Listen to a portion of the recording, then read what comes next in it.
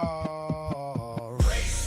is a lie, a ghost in the machine, a veil over the eye. Race is a lie, a script for the managed, a reason to die.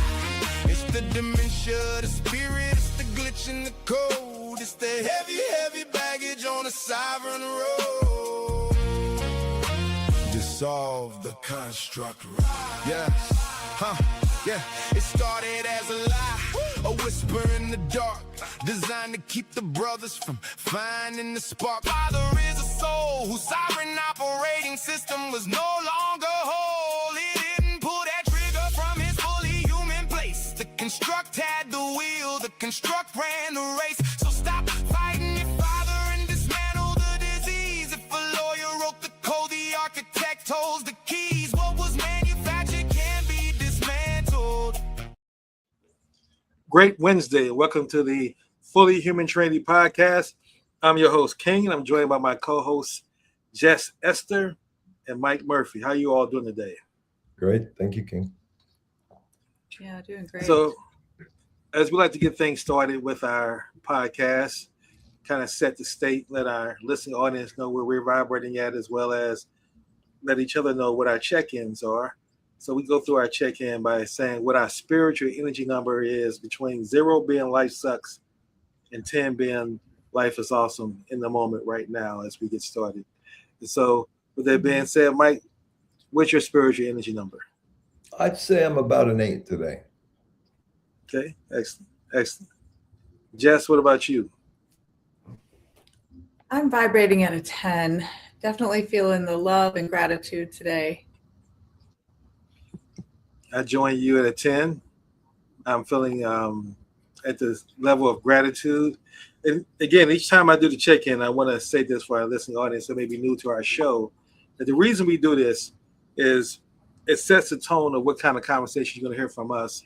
And that we're vibrating at 8 or above, we're going to be speaking from abundance and love energy and living in a state of gratitude.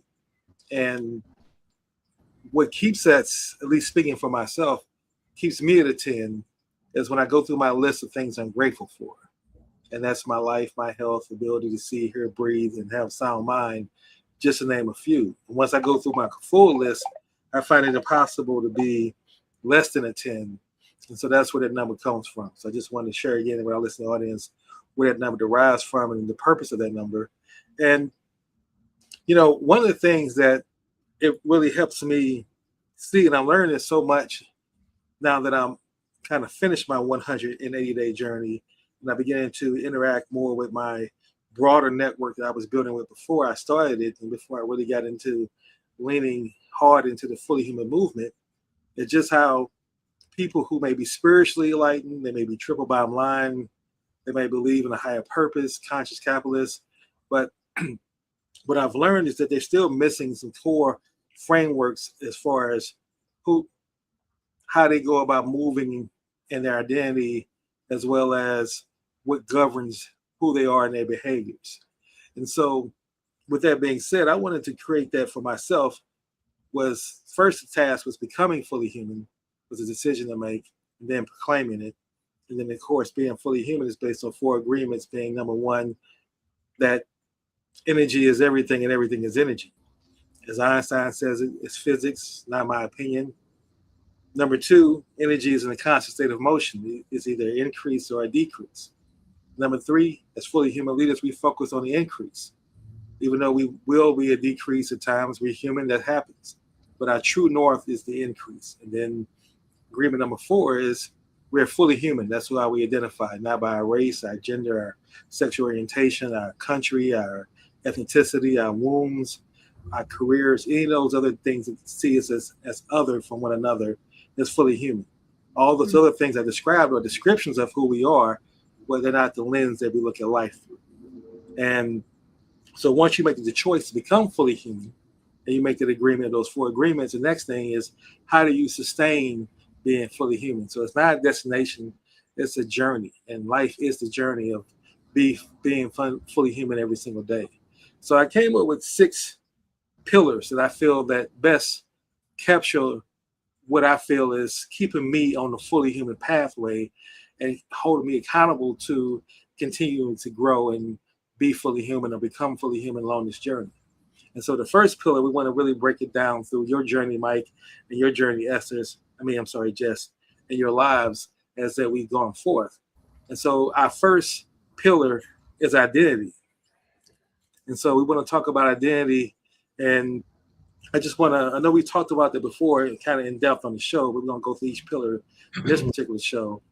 And what I want to start off with identity is, again, I want to start with you, Mike, first, is talk about, as I read your book, as I got more to understand about you as an individual, I'm always curious to know, what was a person's origin story? I guess it comes from my fascinating with comic books and Marvel, and how they always got to create a character, and then they got to get a character's origin story, how they became Spider-Man or Batman. So I'm curious, Mike, how you became who you are, and talk a little bit about your journey, because I know it was a rocky one to get things started, being born into an Irish Catholic family, and with that as your initial identity. And so I want to give you an opportunity to kind of talk through that and what led to where you are now as an individual. Yeah, it's interesting, not only the family that we're born into, but also the environment, like the country, the religion. It's like, I look at my life and I go, if I had been born, say, in Palestine or China, it would be a whole different set of programming. And I just happened to be born here. Why? I don't know. Okay. And I don't think it's my first incarnation life, but I was born into, an alcoholic father, a mother that was somewhat controlled by him. I was the oldest of 5, but she had 8 full-term pregnancies. So, as the oldest my brother came along when I was 2. And so from like 2 to 12, my mother was always pregnant, and 3 of the children died at birth and 5 lived. So you're subject to that programming. My father grew up with 2 alcoholic parents. So my father never knew love, definitely never knew unconditional love. And alcohol was the salve that healed the wound that allowed him to function until the alcohol turned on him, and he became pretty much went from a very successful person to almost a Skid Row type alcoholic, and then spent the last 40 years of his life helping other people go through alcoholism. So I have that as a role model. I have my mother as a role model, that my father traveled every other week. So when he was gone, I was the man of the house. My mother and I were like best friends. We had a very normal existence. I was into sports because I grew up in America, and baseball and all that stuff. It was different back then in the 60s. It was a different type of life and times, and it was simple. But then my father would come home. She would pick him up at the airport Friday night. They go out and get drunk. They're drunk on Saturday. They're drunk on Sunday. And then the next week he's home. So instead of having dinner at 6 p.m. every night and me being the head of the household, now we're having dinner at 8 after they drank martinis for 2 hours, and it's chaos. And God forbid you spill your milk at the table, all hell would break loose, right? So, and as being the oldest of 5, I felt somewhat responsible for my brothers and sisters until I rebelled and left home at 14. And so that's part of the programming. There's still parts of that programming that still exist inside my consciousness and affect certain decisions or habits or things like that. And it's just understanding that. It's understanding that who we are and getting comfortable with who we are, the light and the shadow, getting clear of all the stuff that understanding the stuff that no longer serves us, and how to eliminate that and how to replace it with good habits that serve us, and thoughts and processes and beliefs. And the thing is that people don't realize that they can become anything they want. They just have to change the way they see themselves, the way they see the world, the way they think about them. Two things come to mind. One, Tony Robbins says, hey, just find somebody that you want to be like and model them. He said, this Tony Robbins, that's not even his real name, Tony Robbins. He said, I created this guy. Okay. That's what I wanted to become. I became it. Okay. And I saw other people that were like that, and I modeled them. And then Dr. Joe Dispenza says, if you want to change your personal reality, which is what? Your life. Okay. you need to change your personality. What's your personality? It's what you think, what you believe, what you say, how you act, what you do. And so you can always change if you're not satisfied and you're not happy. And in my life, I mean, I'm constantly changing and evolving and taking on new information and new reference points so that I can become the best version of myself in spite of all these obstacles that I experience. And the world is a very complicated place today, and it's very confusing. And it's very important that we're just grounded and we go back to simplicity, I believe. It's gotten way too fast, way too complicated. And where is the truth? And the truth is right here. So we need to close our eyes. We need to ground to Mother Earth. We need to sit in the sun, and we need to go inside and say, okay, who am I? What am I doing? Where am I going? What am I becoming? And what is most important to me to become the best version of myself and to have the life of my dreams? And it's easy to get off that path. So it's super important that we're consistent every morning with how we start our day, with gratitude and prayer and contemplation and meditation, whatever it is for you. Maybe it's just going for a long walk in the sun. Whatever it is, we need to start the day properly and then just keep going through it and have a goal, a mission, intention, and just try to stay on the path. And at the same time, we need to find some relaxation. We need to find good nutrition. We need to have good friends. We need to have good family. We need to have love. So life is complicated. And to really live it. I mean, how many people are just fully living their lives, just going for it 100%, or get stuck in a rut? You know, I do a lot of walking in the town I'm living in now, back in America. I've been here for a few weeks now. So I do a lot of walking around, and you notice people, and you could see that, you know, not everybody's alive, but very few are living, you know, really just living. And because why?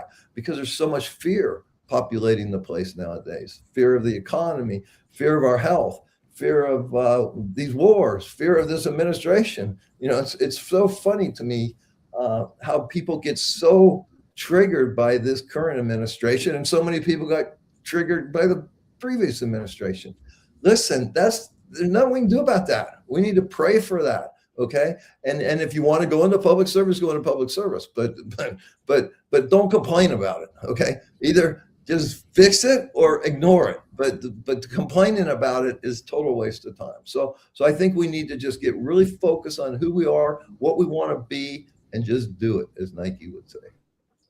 Absolutely. I completely concur with that. All that, what you said, Mike, I think is spot on. And I think a lot of that stems from our identity and how people can't let that go. And because they identify by their political party, and then they become a part of that political party within their argument, within their perspective, within their behaviors. And that, to me, is where things get derailed.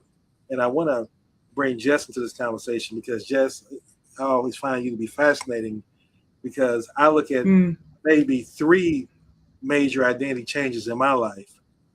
2 for sure, 3 if I give myself enough deep thought. But I know you've gone through at least 4 or 5 in your life. And I just want to give you an opportunity to talk about, if you want to share your perspective on what Mike said, as well as your own identity changes in your life for you to arrive where you are, the person you are today. Yeah, I mean, Mike opened it up brilliantly, just talking about the environment that we're born into. And that's our first identity. It really just shapes who we are. And my first identity was being a child of mother. And so it really created this yearning for me to find like nurturing, and to find love, and to find gentleness. And then, you know, we moved a little further into the conversation about filling up your own cup, going for a walk, taking things slow. I think the combination between realizing the environment that isn't aligned and then having the wherewithal to walk is a beautiful combination, because it's that process, what I call my regulation rhythm, that allows me to be safe within any environment. But then it's like, that's where my heart, head, and soul come into alignment, where then I can make a decision. Like, it's okay there's diversity or polarity in the world. It's totally okay. And I'm going to normalize that that's the condition. That's the conditional love that's just here. It's like what is. And through these identity changes, I'm learning consistently that I can be my most natural self, my most authentic self without an identity when I really step into that movement, that walking, that regulated rhythm where I'm part of nature, where I'm part of breathing the air and being one of the animals that's in the forest. And so it's not really to shift your identity. It's very simple, you know, the awareness of your environment and shifting the body, moving forward. But it is not pretty. It's simple, but it's not easy. And so to me, it looks like a bunch of wreckages that when I'm doing that rhythm and I'm walking through life, like, oh, this environment isn't working for me. Now I'm shedding that environment, and that includes my behavior, and that includes my identity of who I thought I was in that environment. So yeah, I've become quite skilled at this transition of like, this identity no longer fits, this environment no longer fits.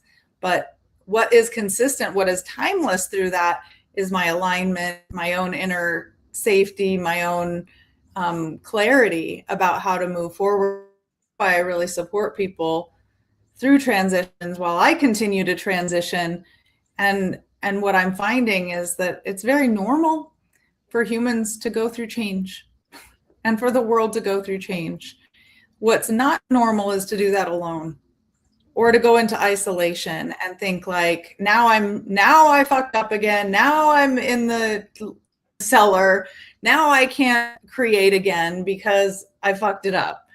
And now I'm like sitting in this identity of being fully human of like, I can't fuck it up. We just can like keep leaning in and keep trying something new and like keep throwing new spaghetti at the wall, because that's what this is about. We can just keep learning. But I think the biggest thing is for me to step into a new identity that's not limited, that's not conditional. And to give myself this unconditional love means now I can create environments that are unconditionally loving as well. King, allow me to add one thing. I hope that answers the question. Because go ahead, Mike.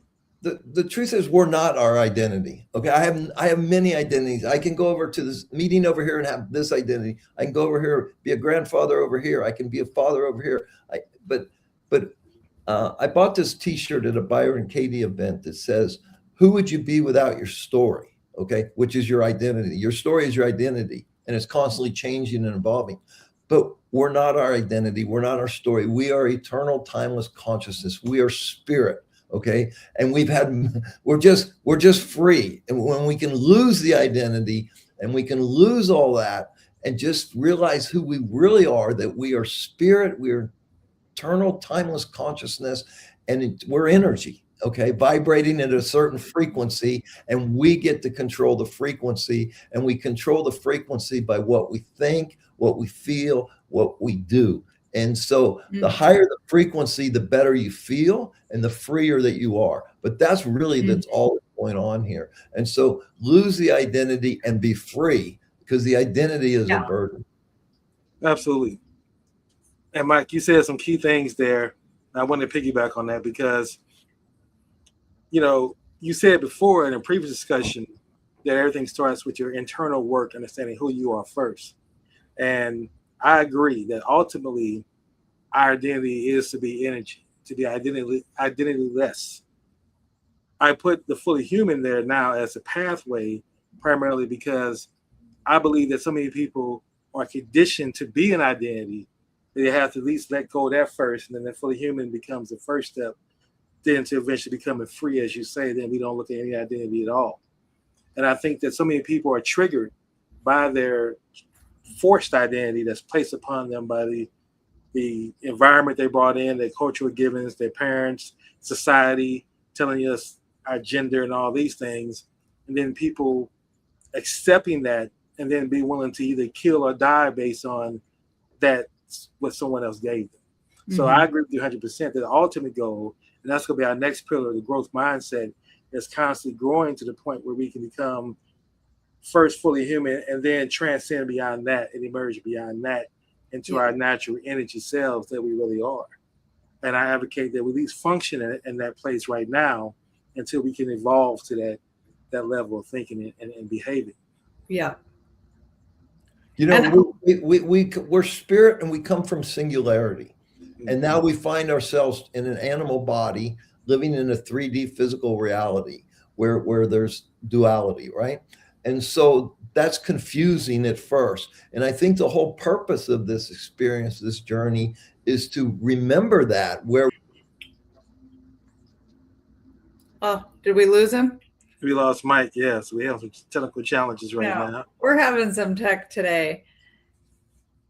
So Jess, you said when you had something you wanted to share in there. Yeah, I did completely until Mike dropped out. But yeah, I was just thinking of the identity shift is really a frequency shift. And when Mike talks about something being timeless, like your story being your identity, and then also creating an identity that's timeless, shifts your story. And so when I opened up, I said, I had the identity of being motherless. I don't have that identity anymore. I am so mothered. So like the story changes as the frequency shifts. Absolutely. Absolutely. So Michael, you got cut off. Did you want to add anything else before we? Let me just add one thing that came to mind is that a long time ago, I don't know, 20 years or so, I saw a movie called The Hurricane. And it was a fighter that was wrongly convicted and spent like 17 years in prison, right? And so what did he learn? You know, and he wasn't guilty of the crime. And so he was an innocent man sentenced to a long time in prison, lifetime, and he got out eventually after 17 years. But what he learned in there was to let go of all this and to get free inside. And that's what I'm trying to do with my life is I want to be free of all this. Okay. I just want to be an observer and my only role is to observe and to give compassion where I see suffering. And that would be total freedom. And where you don't need medications, you don't need much food, you just need some water, some minerals, some breath, and be free of all this, you know, everything here, okay? And to find total peace and just be on the journey to give love and compassion for those that are suffering and to limit your needs and desires, especially your desires. We have certain needs, right? But to get rid of the desires that weigh us down, that we think are giving us pleasure, okay? And it's really not, because when we seek pleasure, it eventually leads to pain. And when we can just get peace and not be seeking desire and having our needs met and coming from a place of love and service and compassion, that would be total freedom for me. Wow. Yeah. Yeah, it is. Wow. That's a mic drop on that. And Mike, you said some very important things, and I definitely in alignment with, which is why I enjoy building with you and why I wanted to connect with you originally when I came to Mountains of Hope. But I want to share with you all a video that's appeared in my timeline because I trained my algorithm to give me these type of informational videos that are in line with what I'm studying. So I want to share this with you because I found this one to be really insightful what this gentleman is saying, and I want to get your thoughts on what he's saying as well, because he's going to encompass a lot of things that we talked about. So I can't hear it. You can't hear it? Can you hear it, Mike? No. That's not good.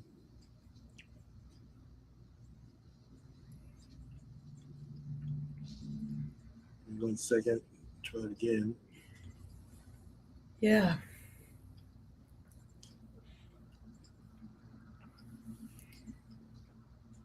We were working on this earlier in Zoom, and there's a cute little button. There we go. Okay, so let me go back. Start it from scratch. All right. black contemplative splendors of self-doubt. How do you know that you're on your path? Because it disappears. That's how you know. How do you know that you're really doing something radical? Because you can't see where you're going. That's how you know. But everything you have lent on for your identity has gone. And so you are going to enter the black contemplative splendors of self-doubt at the same time as you're setting out on this radical new path. So you need to know how you know where you are. Poetry shows how incredibly precise it is in there. It was a story that would be told to a young boy or girl that would ask the question, what do I do when I'm lost in the forest? Here's the answer that the elder gives. You can feel from this how precise the teaching is. The elder says, stand still. The trees ahead and bushes beside you are not lost. Stand still. What do I do when I'm lost in the forest? Stand still. The trees ahead and bushes beside you are not lost. Wherever you are is called here, and you must treat it as a powerful stranger, must ask permission to know it and be known. Listen. The forest breathes. It whispers, I have made this place around you. If you leave it, you may come back again, saying, here. Stand still. The forest knows where you are. You must let it find you. See, what's astonishing about that poem is you can say, there are three things in this poem, you see, that are absolutely clear. First of all, the elder says, you cannot sleepwalk your way into your destiny.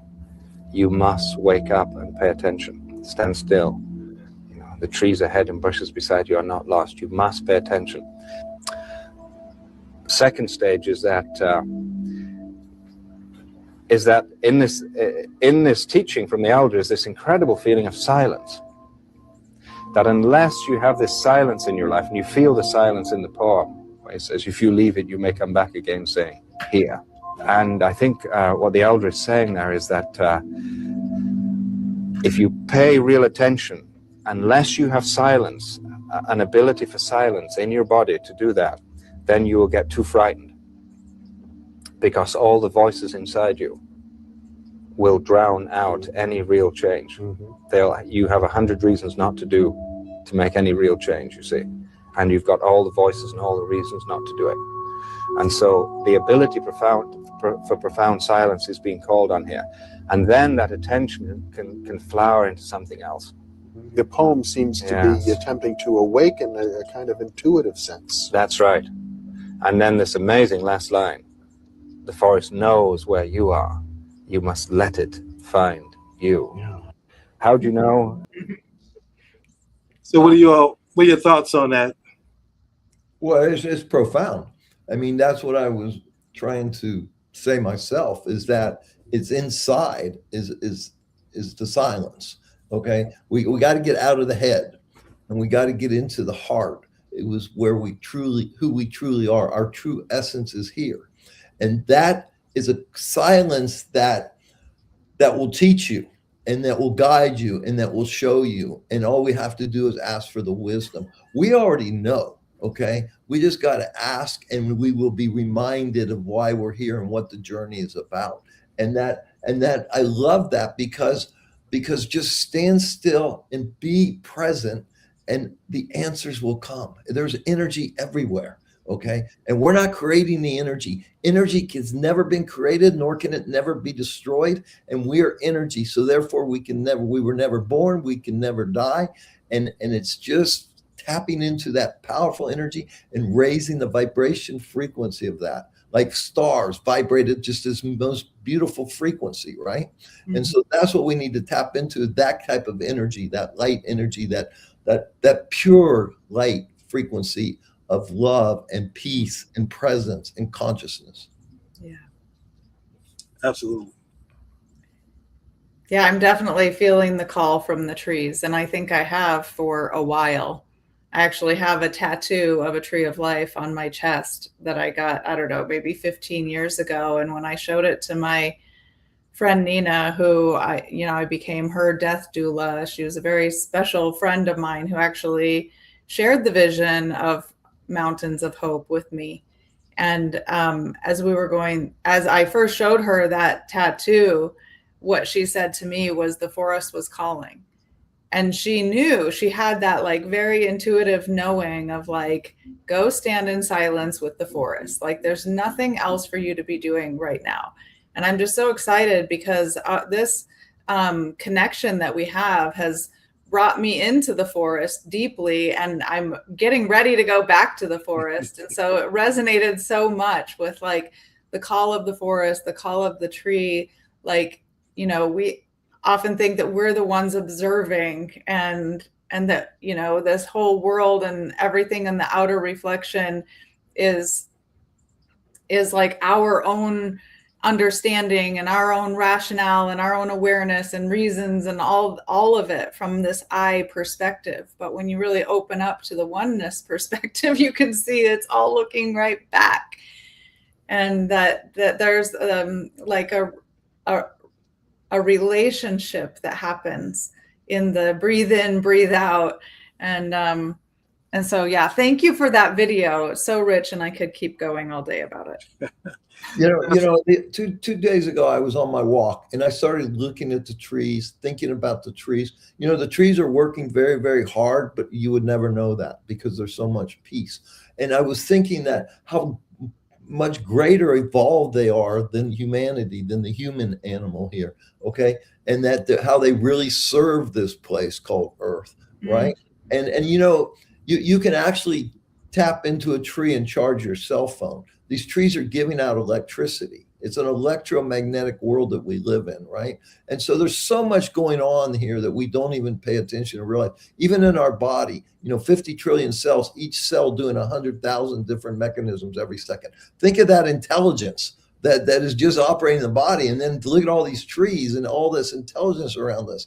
And here we are doing all this stupid shit. It's enough to really question humanity. Absolutely. And to your point, you know, I want to shift now into the next pillar, growth mindset. And a lot was said that I really wanted to talk about, but I definitely want to continue to move forward. And that is the voices in our head. Well, that was a key thing I got out of that video for myself, because I've been writing about that for the 6 months and putting myself on a 180-day journey to reprogram those voices instead of trying to stop them, reprogram them. So when they are saying things, they're saying things that are positive and uplifting. And in doing so, my goal was, how do I maintain my growth mindset? Because we talked about identity, and now we're shifting to, because you can say you're fully human. And Jess, you even sent me a link yesterday. There's another website saying fully human is different than the message we're saying. So the fully human is just a matter of words. It's how do you sustain that so other people see that? I used to get in arguments with people, and I'm not picking any particular religion. Someone would say they was a Christian, and they would say, because I'm a Christian, et cetera, et cetera. And I would always say to myself, well, if you really believed in what you're saying, I would see that, and you would have to tell me you're a Christian. See what you're exhibiting based on your behaviors. And that's what these other the six pillars of being fully human are. So the growth mindset for me is realizing how much I don't know and how much more I need to learn. And so now I want to bring that conversation back to you all and look at it from a context of your growth mindset, starting off with you, Mike, and asking, as you went through your journey, because again, to me, you have a fascinating journey. You started off, you really are the what I would say, I'm sure any political party would love to use your story as the American dream. I mean, he's a dishwasher at 15, you know, and so you owner of the restaurant by the time you're 24. I mean, so who does that? And then you show that you can continue to grow your business by owning multiple automotive dealerships along the way, and then having a day off for apprenticeship. So you've really shown this ability to be growth-minded throughout your entire life, throughout your entire journey. So I want to give you an opportunity to kind of talk about what guides you to be growth-minded, what started that first, and then what sustains you, and how do you use, and what do you do daily now to continue to be growth-minded at this stage in your life as well? Well, I would say there were two main things that happened in my life. One when I was probably 10 or 11 years old, my dad was watching a baseball game, drinking a beer, and he said, "Hey, go clean the garage." And I didn't really want to clean the garage. I wanted to watch the baseball game. So I went out and I did a half-assed job. And then I went back in. He goes, the garage clean? I go, yeah. He goes, let me inspect it. He goes out and he goes, this is bullshit. He takes the broom, he breaks it over his knee, throws it across the wall. If you're going to do something, do it right or don't do it at all. And that work ethic stuck with me and really helped me in every job I ever had. I always gave more than they expected. I gave more than what they were paying. And the other thing was meeting Doug Fitzgerald in the January of 1982, that really taught me the power of intention. And there's no difference between imagination and reality. Whatever you can imagine, you can create. And then he taught me how to write it as if it already exists, and then to record it, and then to listen to it every morning and every night. And that process, which I now call the creation frequency, was the greatest gift anybody ever gave me. I went from sitting in a 12-step program, 60 grand in debt, with no future, divorce, with 2-year-old, totally lost person, can't stay off drugs, alcohol. And by using that concept, I created everything I wanted in my life, and I manifested everything that I needed and wanted. So with that said, I'm going to answer the door real quick and let a guy in my house, and then I'll be right back. It's just a really good example of what I was saying earlier, where there's an environment and there's something misaligned in the environment. And then there's this like breaking apart and then an identity change. I think we're just coming to this point of being through enough identity changes that what I'm realizing is that becoming more fully human is not an end destination. And that the more I can not have an identity and just be my authentic, natural self, that is me being fully human. But you're right, like just like the Christian, like I don't need to identify it. I don't need to label it. It's almost like the minute that you do create the label, now you've created another construct, another condition. So I like how it's like, how we've reframed it of like, I am fully human, to I'm becoming more fully human. I'm continuing to evolve. There is no end destination, and we're all in this learning this together. Absolutely. And to both your points, I believe from my experience that when you question your identity, and that usually comes from the storm, that makes you question who am I? And what am I doing? Am I doing the right thing? Because what I've done thus far has led me here, and I have to change that. Then that's what creates a growth mindset, that you have to be willing to realize what I don't know. And what I've been taught all these years is wrong. Like being born in my identity at that time of seeing myself through the lens of my race and saying to myself, I'm a black man. And then what you do with that is you also take on the identity of the victim mindset, because now you've been told that everything's been done to you because of that. So now you got to carry that weight through everything you live and everybody you interact with. Are they racist? Was that racist? And you're always constantly evaluating that. You can imagine the energy drain it does for your creativity, because you're not using your thoughts to be creative and generative. You're using your thoughts to have this war in your skull about trying to create stories and narratives that might not necessarily be there. And so for me, letting that go was so freeing, as Mike talked about, freeing. And that's an interesting word, because I've been looking and studying what does freeing mean. And freeing for me was being able to use my growth mindset and continuing to say, how do I program my mind so that it serves me first and foremost, and I can serve others?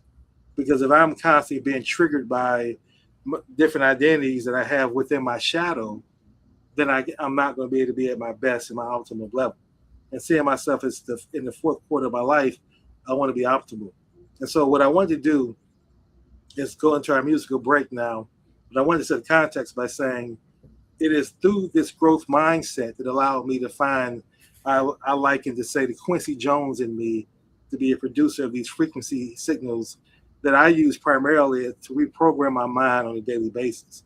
But this is one of the first ones that I did, and this was my story. I've shared with you the Mountains of Hope story, God is Tears. This is my story of my personal wreckage that I use to kind of catapult everything else that came after these other frequency signals. So with that being said, I'm going to share with you what I call my Baltimore tribute. All right. So then we'll build on the other side.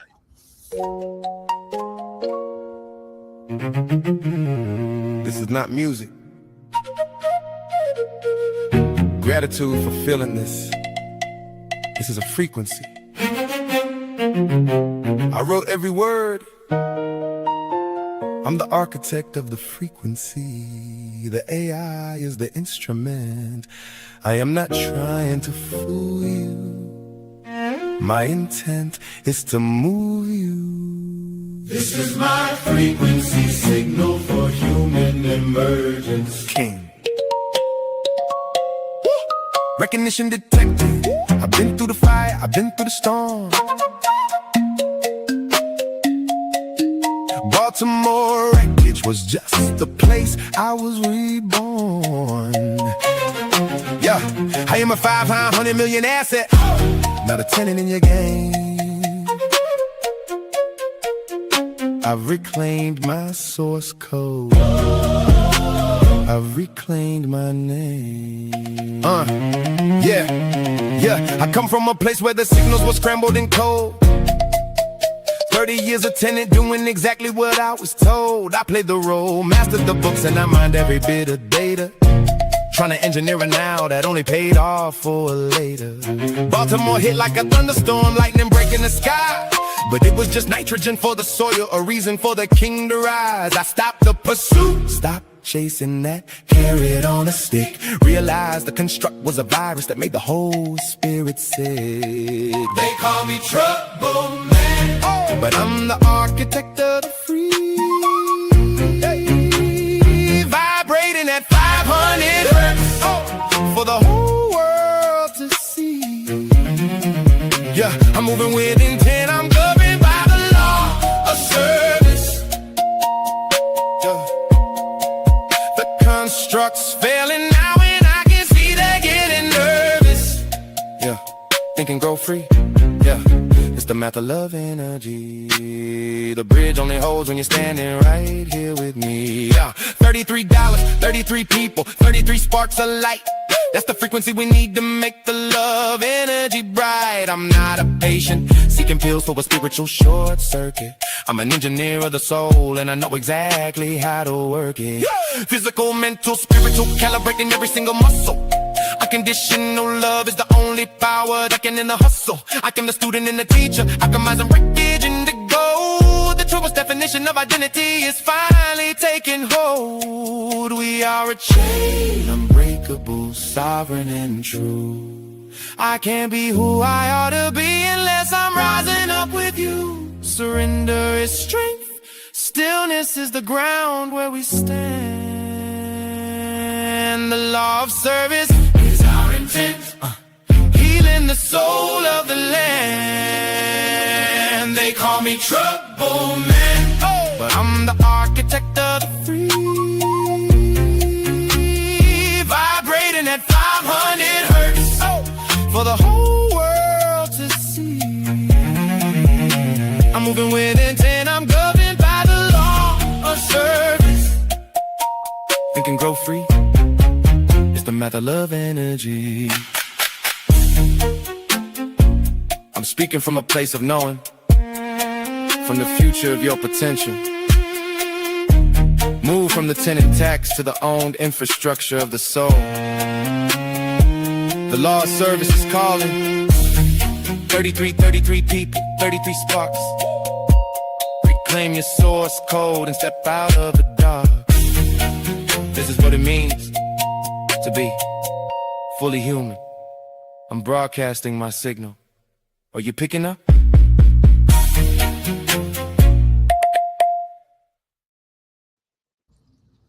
Nice. Quick question. Why 500 hertz?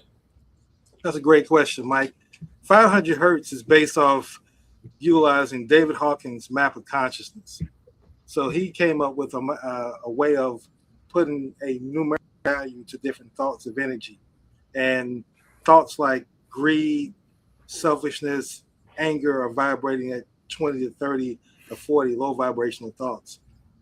Seeking and love energy is 500 hertz, where you look at all the deities, such as you look at whether it's Jesus, whether it's Buddha, whether it's Allah, Muhammad, they were all vibrating at 1,000.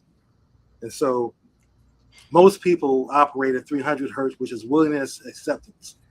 And so my goal was to get to 500 hertz of love energy and raise my vibration to that. So that's always been my goal through the law service. Gotcha. Yeah. And in order to do that, you really had to release the construct of transactional relationships. Absolutely. Absolutely. And that was what the whole essence of the 6-month journey was about. It was about getting to the point where I no longer seek to do transactions, which I believe if you have to sell something to someone, that's an extraction, meaning that I have to convince you to do something that you otherwise would not do for my gain. And so then I'm using techniques and tactics to get you to, and even a funnel, that's what it's called, put you in a funnel that's designed to get you to do a certain action. And understanding human behavior, it may take 6 or 7 times of talking to you to get you to do that action. And what I've learned is that you either invite someone to do something with you. When they see the value, then you can invite them to say, here's how you can begin to work with me. And that becomes a win-win. And then it's not an extraction.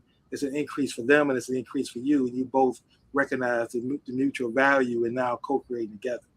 That became the goal for 180 days. And that was a challenge. Because I had never in my life gone without trying to sell. Or how was I going to survive? How does a salesman stop selling, guys? Both of you. Well, the truth is we're all salesmen. We're all salesmen. Yeah, but it's been like, this has been the reflection I've been receiving from King when you ask that question, how do we get to 500 hertz? And I keep getting this reflection back from King as I'm also in the journey. And it's like, stop the behavior of extraction. If you're not uplifting, if you're not increasing, you're decreasing. Amen. Amen.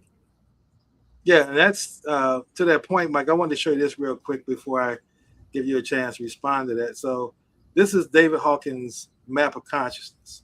Right. And you see from here, you start off with shame, guilt, anger. They're low vibrational thoughts, 20, 30, 50, 70. And I equate this to also being in your shadow fully. Like your shadow is your dominant personality when you're in this type of thinking here. And that's what's dangerous, that a person can do some things here. And that's where your regret's going to come from. Mm-hmm. And as you see, you move up desire, anger, and pride at 175. It's not until you get the courage and willingness when you're actually at 350 and you're in a power level that he calls, which is a whole other conversation, is the difference between force and power. And just quickly, I'll make that example, what he means by that. You look at someone like our current president, he's forcing you to comply with what he wants. Where power is where someone like Nelson Mandela did, where you follow him because he sees, to what Mike said, you find something in him that you want to be like. And that's power that the person has. You want to follow them. So that's his distinction in that. Force weak is destructive and is weak, where power is strong and is creative. So that's kind of how he's breaking it down. And you see here, love energy is here at 500 hertz. So now getting there authentically was a challenge. And to your question, Jess, that's where I believe the higher purpose serving is the next pillar that we look at, because I had to serve my way to 500. I can't just wish my way to 500. It had to be, because the universe doesn't understand those kind of things that Mike talks about. He talks about the creation frequency. And that's also, Mike, and I want to give you the opportunity to talk about this, because this is something I had to learn and wrestle with, was most people who try to manifest are manifesting, and I was as well, with a lack consciousness, but then you're trying to manifest abundance. And then you wonder why it's not manifesting for you. And that's where I loved about your book, Creation Frequency, is because it gave me practical ways to really go deep inside and do introspective analysis of myself to realize what I must do to actually manifest, not just wishing for these things, but first becoming, as we talk about becoming fully human. Yeah, because you got to feel that abundance. Whether you can feel anything, you can create any feeling you want with your thoughts, right? And so, but if your thoughts are constantly from lack, you're going to vibrate at a frequency of lack. So how do you change that? You just change your thoughts that I am abundant. And you can always find something that you're abundant about. Okay. There's something in everybody's life that there's abundance. Okay. And so you have to tap into that and just keep expanding that, feeling it. And when you feel it, then you start to believe it, then you start to know it, and then you're vibrating that frequency. You know, there's all the sayings, right? Fake it till you make it. You know, I mean, I used to walk into places like I owned them, right? You know, because that was my mindset, you know, that I have this ability, this power to vibrate at this frequency where I belong. And it's really just that simple. And it's a belief system. And then that creates these chemicals into the body. And now you get this feeling, and then it becomes a reality. But we have to get there. And we have to get there by changing our thoughts, and then taking these thoughts and then becoming a feeling, an emotion, and then just vibrating at that. Now, the problem with people, we live in a microwave society today. So everybody, and it's even worse now, because now we don't even have to get out of bed and go get in the car and go get something to eat. We can have DoorDash delivered. So everything is like this right now. But when it comes to this manifestation part, you got to stay with it. You know, I was working with someone that wanted to manifest a love, a woman wanted to manifest a relationship with a guy. Okay. And so we write this intention, and after a week, this doesn't work. I mean, after a week, you know, so we have to realize that, you know, we're planting seeds into the field of infinite possibilities, and then it's going to take a little time, but the more we can water that seed, the more sun we can give that seed, and the more feeling that we can give that and bring coming from the heart. The heart is the magnet that will bring it back to you. But we have to get out of our own way. Okay. It starts with a thought, but then it goes to the heart and the feeling. And that's the superpower. That's the magnet. This is the electrical charge that goes into the field, but this is a magnet that brings it back to you. That's right. I remember when we were at Mountains of Hope and doing this exercise that you had like a wheel, and then there were these different areas where you could have the feeling so that you can create a balance of what you're manifesting, right? Hey, if without balance, I can create all the money in the world. I can become the rich, but if I don't take care of my health, or if I don't take care of my family, for example, while we were sitting here, I'm sitting here, this beautiful girl walks across the street, right? And I'm going, wow, who is that? Well, it's my granddaughter. And that just gives me, and so I text her, good morning, right? But that gives me such a great feeling to have a family that I can love. And so now I'm in a state of gratitude right now to have this beautiful young granddaughter that I get to watch grow and evolve, and, you know, all my other grandkids. And so that's the real, instead of chasing a bunch of money or a bunch of fame or a bunch of power, I'd rather just experience that beauty, that love, that joy, that feeling of family. Absolutely. And see, to me, Mike, you also exhibited, and as well as you, Jess, the third pillar, purpose and serving. That's why I said, to me, you all exhibit the fully human characteristics, whether you use that title or not. Your behavior characteristics are in line with these pillars.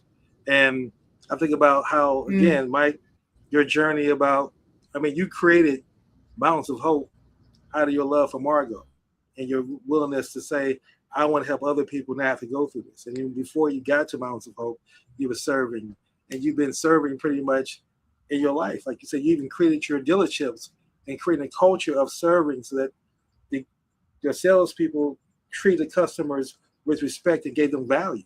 Exactly. And I remember, and I'm sure you've heard this expression as well, Mike, everybody hates being sold, but everybody loves buying, right? So the trick is not selling, but inviting someone into an opportunity. Exactly. And the more you do it authentically. Now that's where you and I have been building for over a year now. Mike, Jess and I were just talking about this. It was almost a year ago that we were at Mountains of Hope. It just seems like it was yesterday. Yeah. So, and I said Mountains of Hope is the only place that I've been to in my life that I thought about getting back to pretty much every day. Now there's places I want to go back to that I've been to that I love, that were beautiful places. but I don't think about them daily with the intent to go back there. And see, that's because of the intentionality that you set forth and the way I felt served at Mountains of Hope and your purpose behind that. And to me, that purpose in serving is, I believe, the cheat code to help us become more fully human. And we can feel that and sense that with people who are genuine about that service in their heart. It's something that we feel like I often use this example when I talk about social capital. And I want to give you all opportunity to respond to the higher purpose in serving once I'm finished, is that if you serve enough, if Gandhi was still alive today, and he wanted to come to America, do you believe he would have to pay for a hotel or even pay for his flight or even pay for any of his food? Like, people would be honored to carry that whole, he would probably stay in the White House depending on who was the president. So he would be treated carte blanche the entire time, even though that's not what he's seeking at all. But people constantly offer him that because that's the value he brings to people's lives. And that's where I see you all. And that's why I felt that you, Jess, Mike, and Rachel are the four pillars of myself of the Fully Human framework. Because we're showing how you can have grief and gratitude simultaneously. And you can find gold, as you say, Jess, gold in your shadow. You can find these things. So I want to give you an opportunity to talk about it, you both, on this as we begin to get on top of the hour. Yeah, I mean, it's been interesting, this call. I feel like I've been in a technical black hole.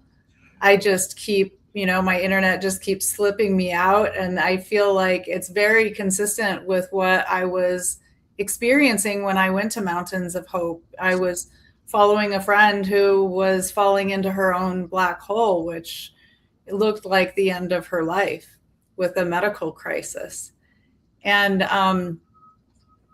if I were to create from lack, or like what you said in the manifestation, if I were to look at that like something's wrong, I could completely drop out of this conversation because I'm frustrated. I could just give up.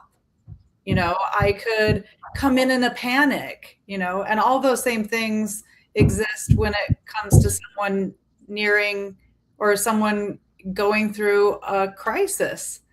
We can go into the panic of it and fight it, or we can surrender into it and open up inside of it.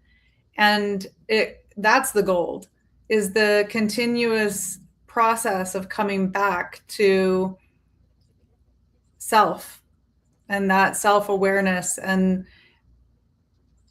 I know for myself, when I came to Mountains of Hope, what makes it distinct from wanting to go back to some other vacation land is it's not a vacation at all. It's a healing center, intentionally so. And as I stepped into it and knowing I was going to be in the black hole and that I could very well manifest from lack and having a problem and trying to fix, but I wasn't about that. I was actually more about sitting in the silence and being the observer so that I could receive. And I think that's this part that we forget about in manifestation, is that if I'm not open to receiving, then how will I serve? And so from that space, I really stepped into my regulation rhythm of I'm going to receive, and I'm going to step into my frequency being in alignment before I serve anyone else. And that was a paradigm shift for me.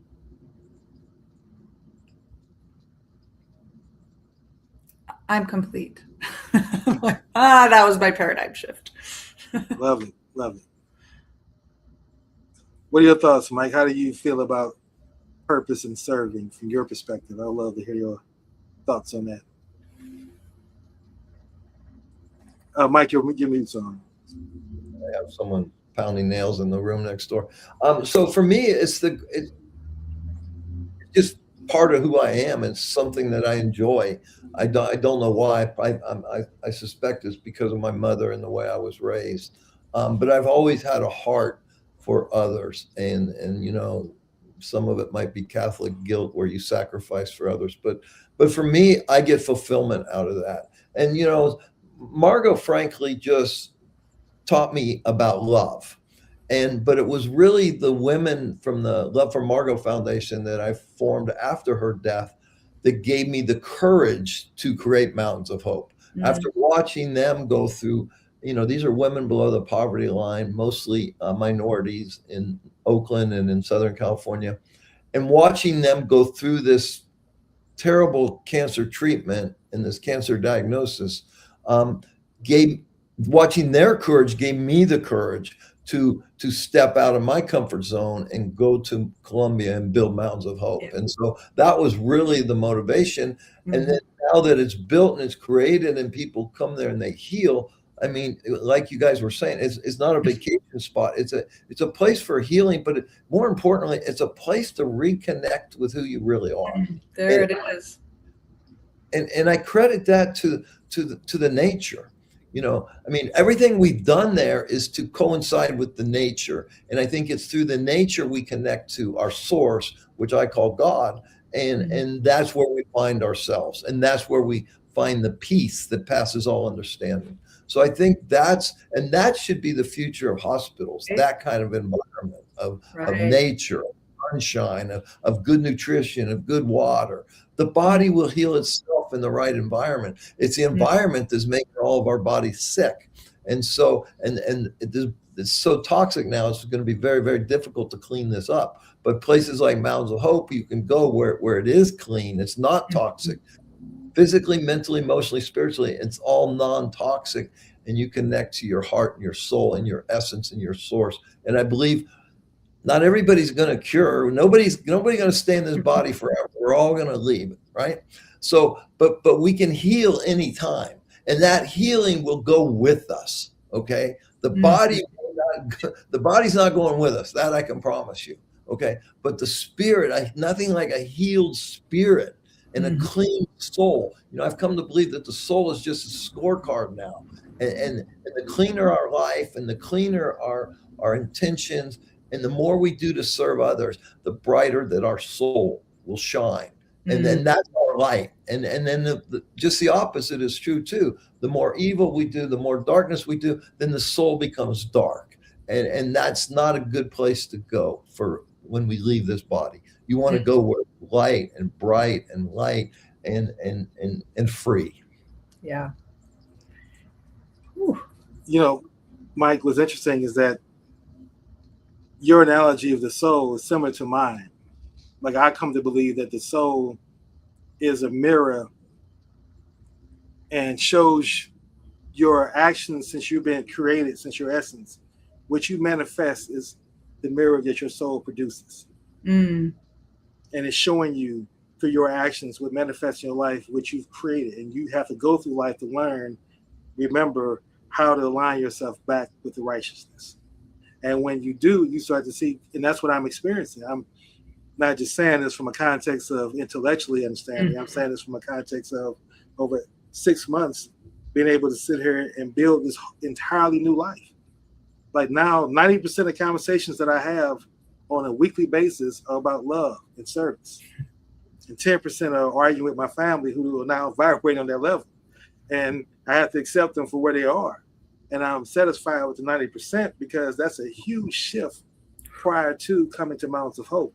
And so, Mike, it was not only have my desire been to get back to physically Mountains of Hope since I left at the end of September, but Mountains of Hope now has become symbolic in the context that it's a space in my mind to heal. So now I'm metaphorically getting back to Mountains of Hope every single day when I go through my regenerative energy that you talk about, Jess, and I go through centering myself. I get out in nature, and I just want to wrap up with this and give you an opportunity to say your last thoughts. That, again, Mike, I think you would have been, if you were born a century or two earlier, you'd have been a transcendentalist.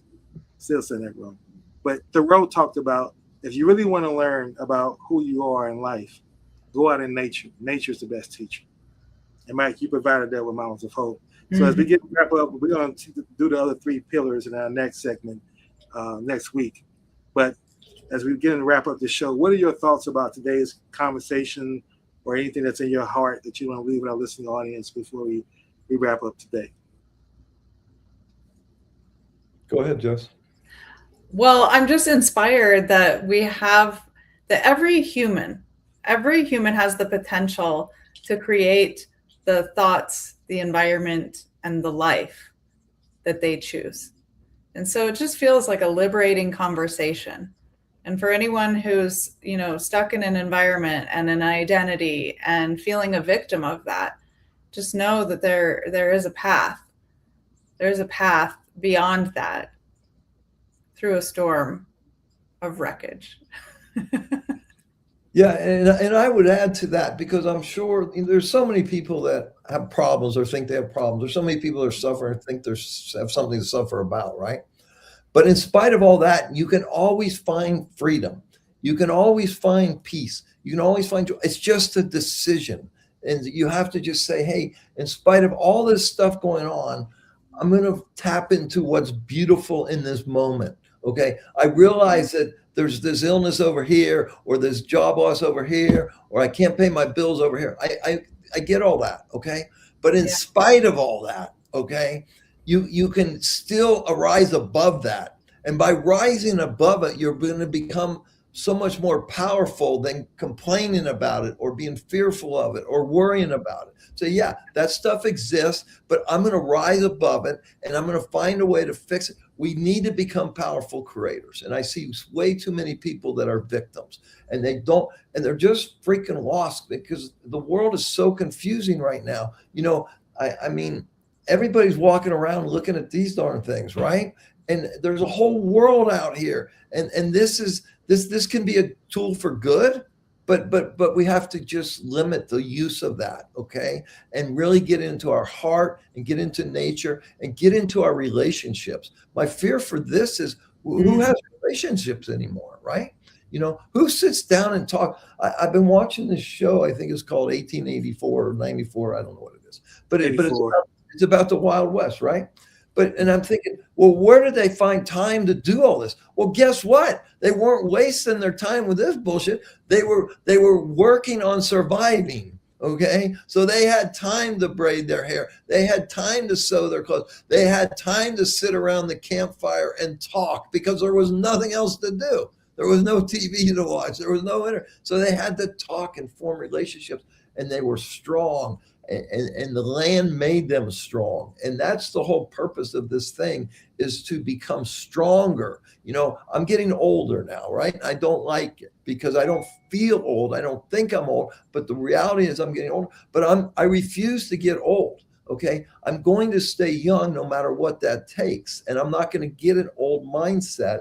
And I'm going to stay youthful no matter what happens to my physical. Right? Because it's a mindset, and everything is a mindset. And that's the other beautiful thing that we do at Mountains Hope. We talk a lot about mindset. And if you get the mindset right, okay, and the belief systems right, then everything else will flow. But we got to get out of our own way. And most of us, 90% of all our problems, we create ourselves.